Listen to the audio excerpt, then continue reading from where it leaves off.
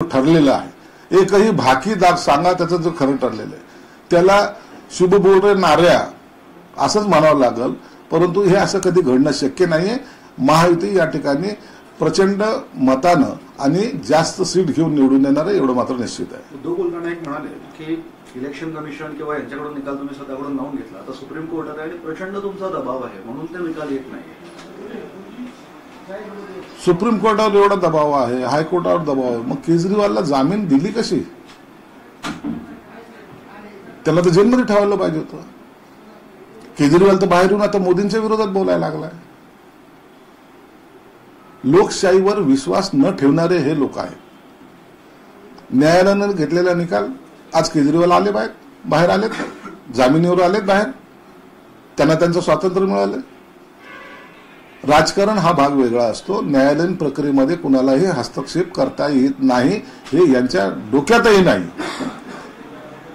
घटनेचे दिलेले अधिकार हे न्यायालयाने त्यांच्या अधिकारानुसार वापरायचे, त्यांना स्वातंत्र्य आहे हे यांना माहीत नाही आणि हेच लोक म्हणतात घटना बदलायला चालले।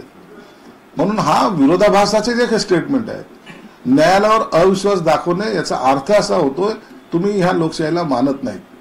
तुम्ही त्यांना औरंगजेबाचे फॅन म्हणतात असं त्यांचं म्हणणं आहे, पण ते म्हणतात लक्षात ठेवा मराठ्यांनी औरंगजेबाच्या तंबूचे कळस कापले होते तसे तुमचे कळस कापले।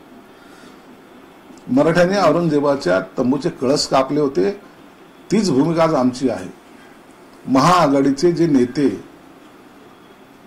जे औरंगजेबाचं उदो करतायत त्यांचा कळस आता कापायची ही वेळ आलेली आहे आणि हे काम महाविकास आघाडीचे जे करतायत त्याला उत्तर आम्ही युती म्हणून देणार आहोत। मुख्यमंत्री सतत नाशिकला दौरे करतायत म्हणून संजय राऊत असं म्हणाले की ही शेवटची धडपड चालू होती। कार्यकर्त्याला कसं जपायचं हे शिवसेना प्रमुखांनी आम्हाला शिकवलंय। कार्यकर्त्याची काळजी कशी घेतली पाहिजे हे शिवसेना प्रमुखांनी आम्हाला शिकवलंय। म्हणून नाशिकच काय सर्वच मतदारसंघामध्ये मुख्यमंत्री त्या पद्धतीने गेलेले। तुम्ही जर त्यांचा पूर्ण दौरा या लोकसभेचा जर पाहिला तर प्रत्येक मतदारसंघामध्ये किमान 2 वेळा तरी ते गेलेले आहेत।